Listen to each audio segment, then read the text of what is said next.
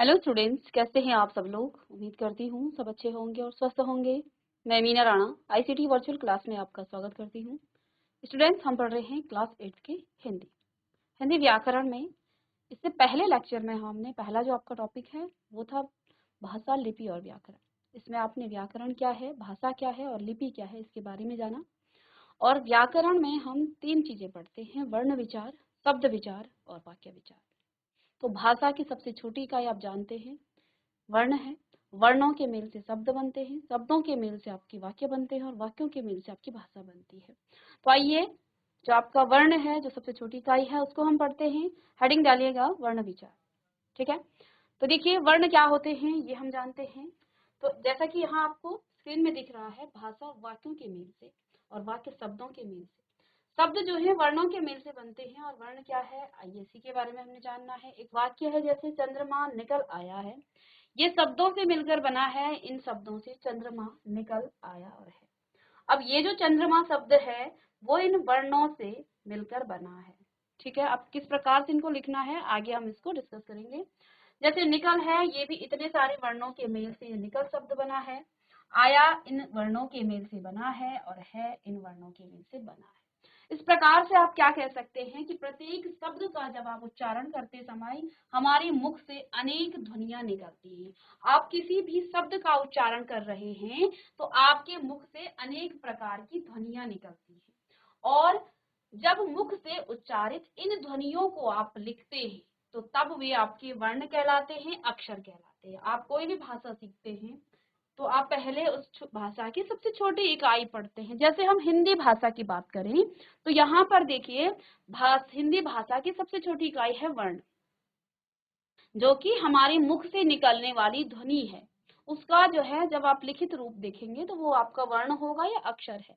तो सबसे पहले आप अक्षर पढ़ते हैं, अक्षर क्या है, और उनसे आप शब्द बनाते हैं, फिर वाक्य बनाते हैं और फिर इस प्रकार से आप भाषा को समझते हैं। तो भाषा की परिभाषा लिखेंगे, वर्ण की परिभाषा लिखेंगे कि वह छोटी से छोटी ध्वनि जिसके खंड नहीं किए जा सकते वर्ण अथवा अक्षर कहलाते हैं। तो आपने हेडिंग डालनी है वर्ण और उसकी परिभाषा आप लिखिएगा कि वह छोटी से छोटी ध्वनि जिसके खंड नहीं किए जा सकते वर्ण अथवा अक्षर कहलाते हैं। चलिए इसकी परिभाषा लिखिएगा।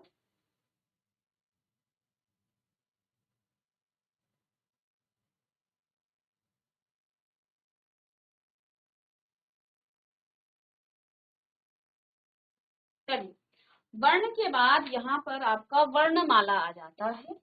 तो जब किसी भाषा के वर्णों को आप क्या करते हैं, क्रमबद्ध रूप से लिखते हैं। किसी भी भाषा के वर्णों को आप क्या करते हैं, क्रमबद्ध रूप से लिखते हैं, तब वह वर्णों की माला कहलाती है। ठीक है, तो उसे हम कहते हैं वर्णमाला या वर्णों की माला। यानी कि वर्णों के व्यवस्थित समूह को वर्णमाला कहते हैं। तो लिखिएगा, वर्णों के व्यवस्थित समूह को वर्णमाला कहते हैं।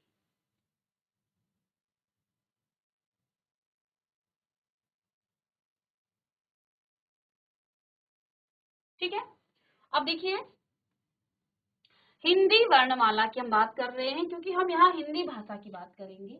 हिंदी वर्णमाला में आपके कुल 52 वर्ण हैं। तो इस प्रकार से हैं, स्वर है, इसमें अयोग वा है, व्यंजन है, संयुक्त व्यंजन है और साथ में आपके अतिरिक्त वर्ण भी हैं। अब आप देखिए, आपके 11 तो यहाँ पर स्वर हैं, अ आ ए ओ ए आई ओ औ, ये 11 स्वर हैं। अंग और अह ये अयोगवा हैं। व्यंजन आपके क से लेके आपका यहाँ ह तक ये व्यंजन हैं, जो कि आपके 33 हैं। संयुक्त व्यंजन 4 हैं, अतिरिक्त वर्ण यहाँ पर 2 हैं। तो अब आप देखिए पंचम वर्ण यहाँ पर कहा गया है क्योंकि इनमें 5-5 वर्ण हैं और देखिए इनके अंतिम वर्णों को क्या कहते हैं, पंचम वर्ण। और इसमें देखिए इन वर्गों को इनके प्रथम वर्ण के आधार पर ही इनका नामकरण हुआ है। तो यहाँ पर क वर्ण, च वर्ण, वर्ग, ट वर्ग, त वर्ग, प वर्ग, प्रथम वर्ण के आधार पर ही इनका नाम भी रखा गया है।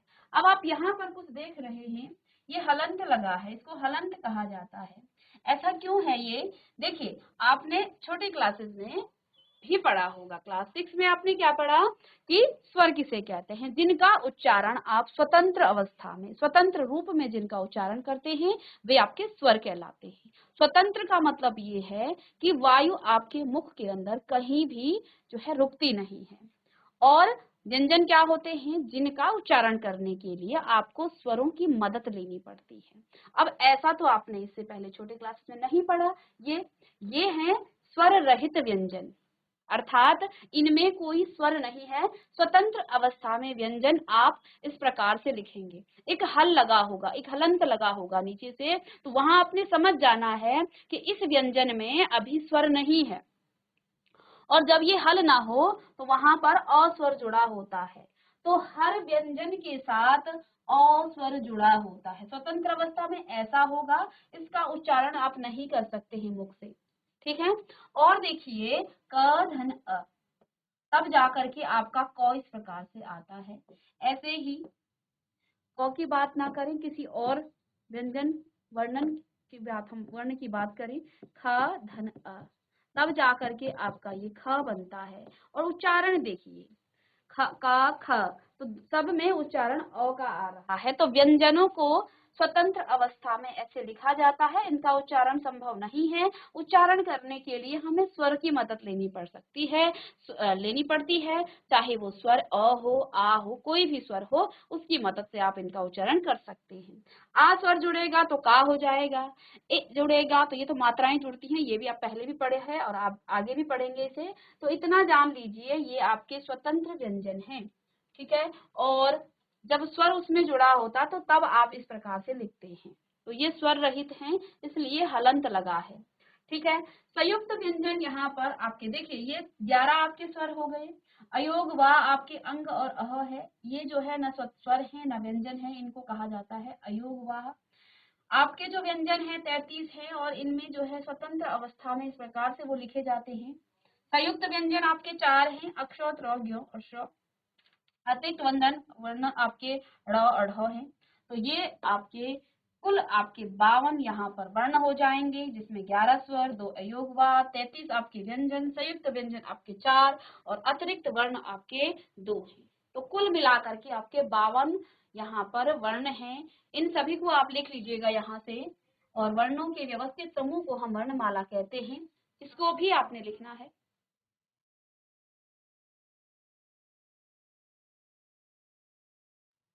साथ में हिंदी वर्णमाला में आप जानते हैं 52 वर्ण होते हैं, जो इस प्रकार से हैं: 11 स्वर, अयोगवा, व्यंजन, संयुक्त व्यंजन, अतिरिक्त वर्ण और कुल योग 52 हो गया है। अब हम जानेंगे वर्णों के भेद। चलिए इसको लिखने के बाद आपको वर्णों के भेद बताते हैं, वर्णों के कौन कौन से भेद हैं, ठीक है।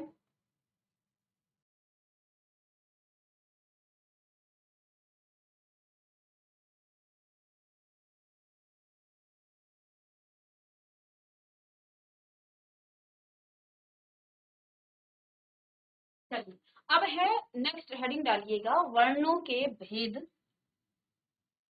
वर्णों के भेद देखिए उच्चारण और प्रयोग के आधार पर कि आप वर्णों को कैसे उच्चारित करते हैं और प्रयोग कहाँ कहाँ करते हैं, इस आधार पर हिंदी वर्णमाला के 2 भेद होते हैं,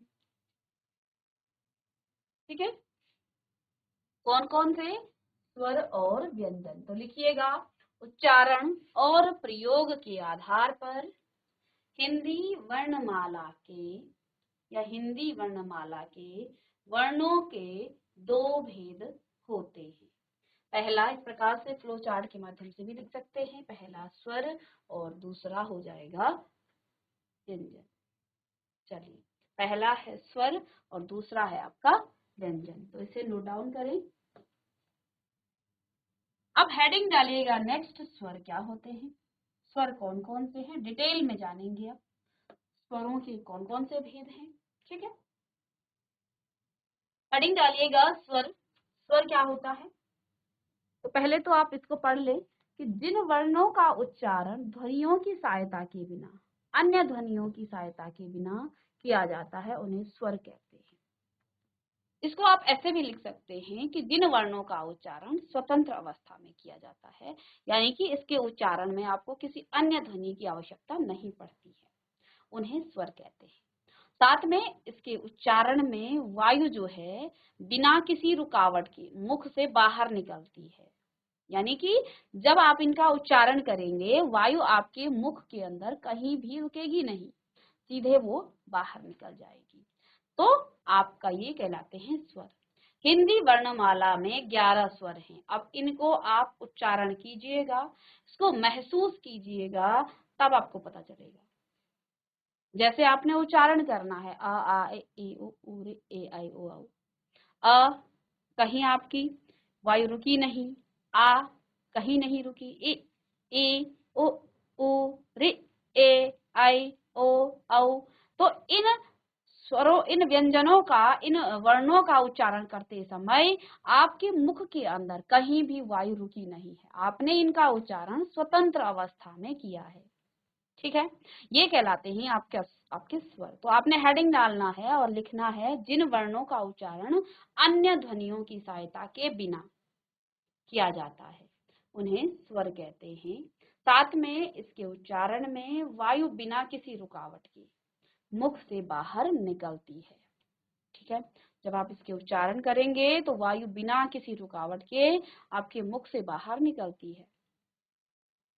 हिंदी वर्णमाला में 11 आपके स्वर होते हैं जो इस प्रकार से हैं। लिख लेना है आपको सभी स्वरों को। ठीक है, और अब देखिए इन स्वरों के बारे में हम पढ़ेंगे। स्वरों के कौन कौन से भेद हैं। ठीक है, स्वरों के भेद लिखिएगा, हेडिंग डालिएगा स्वरों के भेद।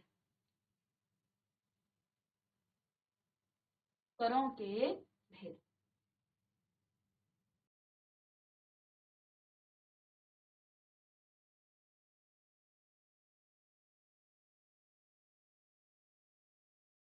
चलिए, स्वरों के भेद। स्वरों के देखिए उच्चारण में लगने, अब किस आधार पर इसका भेद हुआ है? उच्चारण में लगने वाले समय के आधार पर। अर्थात किसी भी स्वर का जब आप उच्चारण कर रहे हैं उसके उच्चारण में कितना समय लग रहा है, उसके आधार पर स्वर के 3 भेद हैं। ठीक है, उच्चारण में लगने वाले समय के आधार पर स्वरों के 3 भेद हैं। वो कौन कौन से भेद हैं? पहला है ह्रस्व स्वर, लिख लेना है, दीर्घ स्वर और प्लुत स्वर। ह्रस्व, दीर्घ और प्लुत स्वर। तो देखिए उच्चारण में लगने वाले समय के आधार पर स्वरों के 3 भेद हैं। कौन कौन से? ह्रस्व स्वर, दीर्घ स्वर और प्लुत स्वर। साथ साथ लिखते रहेंगे। पहली हेडिंग डालिएगा ह्रस्व स्वर। ह्रस्व स्वर, शॉर्ट वॉवल्स इसको कहते हैं ह्रस्व, और इंग्लिश में जो इसका नाम है अंग्रेजी में वो कह रहा है शॉर्ट। शॉर्ट यानी कि कम। तो जिन स्वरों के उच्चारण में बहुत कम समय लगता है, शॉर्ट कहा है ना, तो जिन स्वरों के उच्चारण में बहुत कम समय लगता है उन्हें हम क्या कहते हैं? ह्रस्व स्वर कहते हैं। क्या कहा जाता है? जिनके उच्चारण में बहुत ही कम समय लगता है उन्हें हम क्या कहते हैं? ह्रस्व स्वर कहते हैं। और हिंदी वर्णमाला में ये संख्या में 4 होते हैं। वो कौन कौन से हैं? अ, ए, री। तो इनमें बहुत कम समय लगता है तो इनको ह्रस्व कहा जाता है। तो अब आपको कोई ह्रस्व स्वर की बात करे तो जिनके उच्चारण में कम समय लगता है उन्हें क्या कहा जाता है? उन्हें ह्रस्व स्वर कहा जाता है। ठीक है, और ये कौन कौन से हैं? अ, ए, ओ और ए। तो यहाँ पर ह्रस्व स्वर आपको यहाँ पर भी लिखा हुआ है, अ, ए, ओ और ए। वो भी आप उच्चार लिखिएगा।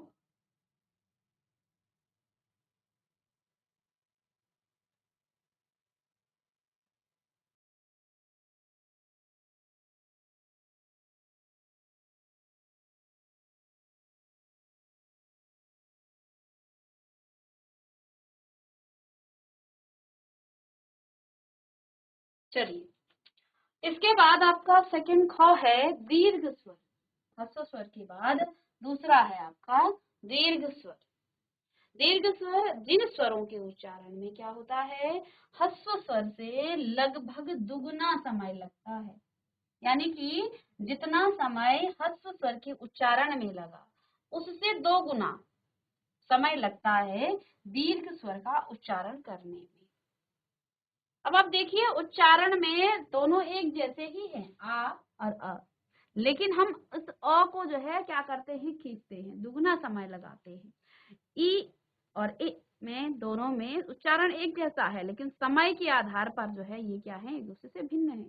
ऊ, ए, आई, ओ, औ, ये क्या है, ये आपके दीर्घ स्वर हैं। तो यहाँ से आप लिख लीजिएगा कि जिन स्वरों के उच्चारण में ह्रस्व स्वर से लगभग 2 गुना समय लगता है, ह्रस्व स्वर से लगभग 2 गुना समय लगता है, उन्हें दीर्घ स्वर कहते हैं। उन्हें क्या कहते हैं, दीर्घ स्वर उनको कहा जाता है। ठीक है,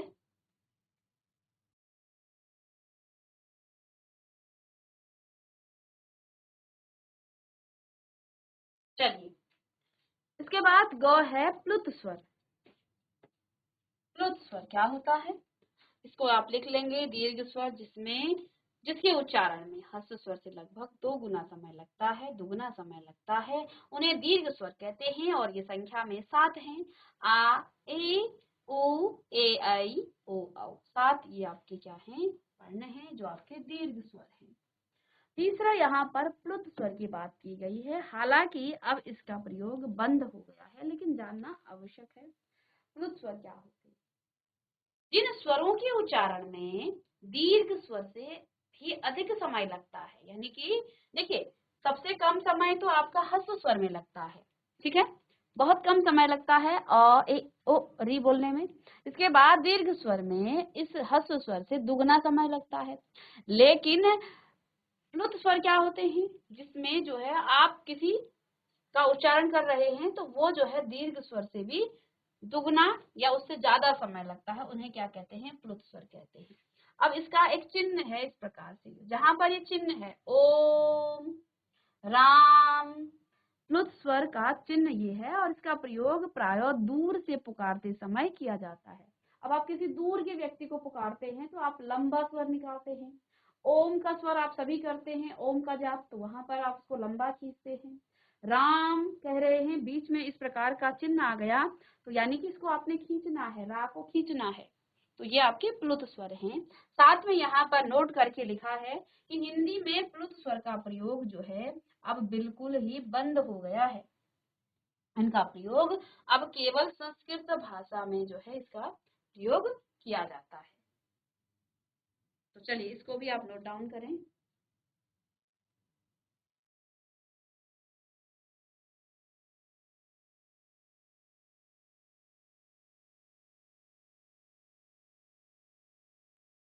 तो देखिए स्वरों के भेद आपने किए हैं उच्चारण में लगने वाले समय के आधार पर। स्वरों के 3 भेद हैं कि उच्चारण में कितना समय लग रहा है, इस आधार पर इसके 3 भेद हैं, ह्रस्व स्वर, दीर्घ स्वर और प्लुत स्वर। ह्रस्व स्वर का उच्चारण करने में जो है बहुत कम समय लगता है, ये संख्या में 4 हैं, अ, ए, उ और ई। दीर्घ स्वर का उच्चारण करने में ह्रस्व स्वर से अधिक समय, दुगना समय लगता है और प्लुत स्वर का उच्चारण करते समय ह्रस्व दीर्घ स्वर से भी अधिक समय लगता है। तो ये आपके क्या कहलाते हैं, ये आपके स्वरों के भेद हैं 3। ठीक है, तो आपने यहाँ पर देखिए वर्णमाला आपने समझी, वर्ण क्या है, वर्णमाला क्या है, भाषा कैसे बनी, भाषा की सबसे छोटी इकाई आपकी वर्ण है और हमारी हिंदी वर्णमाला में 52 वर्ण हैं, जिनमें आपके 11 स्वर हैं, 2 आपके अयोगवा हैं, 33 आपके व्यंजन हैं, 4 आपके संयुक्ताक्षर हैं, 2 आपके अतिरिक्त वर्णन हैं और टोटल जो है यहाँ पर आपके 52 आपके क्या है, वर्ण हैं। ठीक है, अब आगे देखिए स्वरों की मात्रा। जब आपने शुरू में यहाँ पर स्वरों को सीखा तो आप देख रहे हैं वर्णों को देखिए, इस प्रकार से आप क्या कर रहे हैं, यहाँ पर इस च में आपने अंग जोड़ा, यहाँ पर दौ में रो जोड़ा, तो अब आप देखिए स्वरों की मात्राएं। जब स्वरों को व्यंजनों के साथ मिलाकर लिखा जाता है, यानी कि आप किसी स्वर को और एक व्यंजन को आप मिला रहे हैं, तो उस समय आप क्या करेंगे, तब ये अपने मूल रूप में प्रयोग नहीं किए जाते हैं। कौन? स्वर। आप जैसे मैं यहाँ पर लिखूं च धन आ, तो आप इसको ऐसा नहीं लिखेंगे, ये गलत हो जाएगा, ये ऐसा नहीं होता है। ये जो स्वर है ना, ये अपने मूल रूप में किसी भी व्यंजन के साथ नहीं जुड़ता है, ठीक है। ये जो है अपने मूल रूप में किसी भी व्यंजन के साथ नहीं जुड़ता है, इसको आप ऐसा नहीं लिखेंगे, ये गलत है। यहाँ पर आ की मात्रा जुड़ती है, ये है स्वर और ये है आपका व्यंजन। और एक स्वर और व्यंजन इस प्रकार से जब जुड़ता है तो इस स्वर की मात्रा जुड़ती है इसके साथ, तो इसके लिए आपको स्वरों की मात्रा भी पता होनी चाहिए। तो यहाँ पर इसका स्वरूप बदल जाता है, व्यंजनों के साथ इसके चिन्हों का प्रयोग किया जाता है, इन स्वरों का चिन्ह प्रयोग किया जाता है। स्वरों के ये चिन्ह ही इसकी मात्रा कहलाते हैं। अ को छोड़कर शेष सभी स्वरों की मात्राएं होती हैं। अ की कोई मात्रा नहीं होती है, लेकिन अ जो है क्या करता है, क्योंकि व्यंजन तो स्वतंत्र अवस्था में हलंत के साथ होते हैं, इसलिए अ जो है सभी व्यंजन में जुड़ा होता है और ये इस हलंत को हटा देता है। तो जहां आपको बिना हलंत के कोई भी व्यंजन दिखे, उसमें कोई और मात्रा नहीं दिख रही है, अर्थात उसमें अ का स्वर तो होगा ही होगा। उच्चारण करने से भी आपको पता चल जाएगा, जब आप क बोलेंगे तो अंत में आपका अ का स्वर निकल रहा है, ठीक है। हिंदी में जो स्वरों की मात्राओं को इस प्रकार से लिखा जाता है, जैसे हमने कहा अ की तो कोई मात्रा नहीं है, लेकिन इस क में भी अ है और ल में भी अ है। आ की मात्रा इस प्रकार से है, जैसे आपने क धन आ जोड़ा तो हो जाएगा का, ठीक है। इ की मात्रा इस प्रकार से है, कॉमा कर रही हूं, क धन इ आप जोड़ें तो अब आप क्या लिखेंगे, ये आपका हो जाएगा कि मात्रा इस प्रकार से जुड़ेगी। आपने लिखा क धन ई, यहाँ आप बड़ा ई लिखें, इसको ठीक कर ले जरा।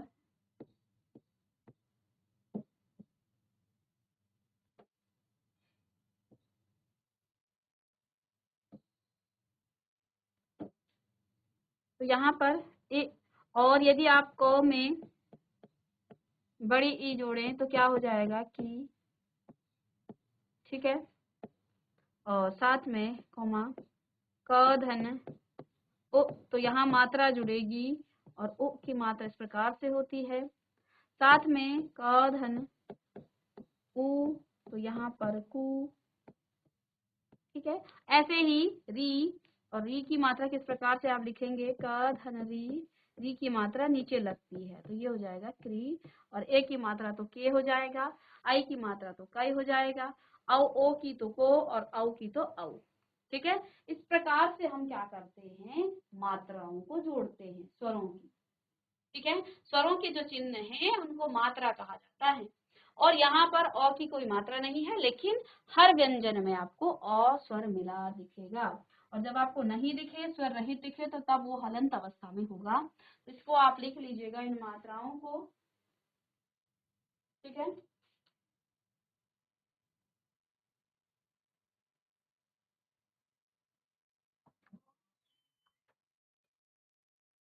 तो इस प्रकार से आपने यहाँ क्या क्या चीजें सीखी हैं, एक बार इसको देख लेते हैं। तो अ स्वर की कोई मात्रा नहीं होती है और व्यंजन का उच्चारण अ स्वर की सहायता से किया जाता है। साथ में जब किसी व्यंजन में अ की ध्वनि नहीं मिली होती है तो उस व्यंजन के नीचे एक तिरछी रेखा आप लगा देते हैं, जिसे हल चिन्ह या हलंत कहते हैं। जैसे ये क ख क च ये जो है, ये सभी हल के साथ हैं, यानी व्यंजन इस अ स्वर इसमें नहीं जुड़ा है। जब व्यंजन में अ की ध्वनि मिली होती है तो तब वो इस प्रकार से रहता है।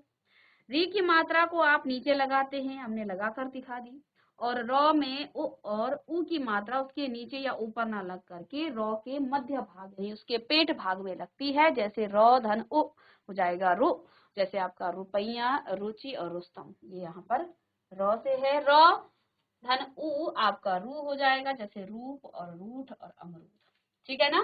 तो ये था स्वर और स्वरों के बारे में हमने आज की क्लास में पढ़ा है।